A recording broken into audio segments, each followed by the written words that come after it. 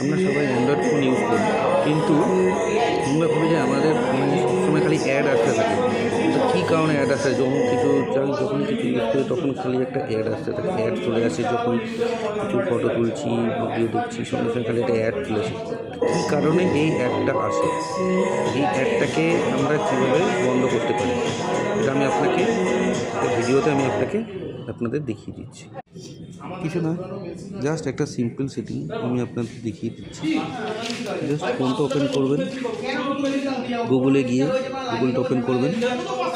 হ্যাঁ, দেখবেন সাইডে 3টে ডট আছে, 3টে ডটে গিয়ে দেখবেন সেটিংসে যাবেন।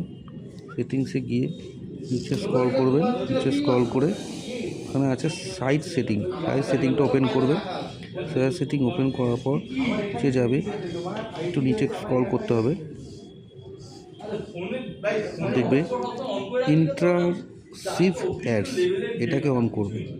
অন করার পর দেখবে এইটা যদি অন থাকে, এই জিনিসটা যদি অন থাকে, তাহলে আপনাদের ফোনে সবসময় অ্যাড আসতে থাকবে। এটাকে অফ করে দেবে। এটাকে অফ করে দিলে ফোনে আর কোনোদিনও অ্যাড আসবে না।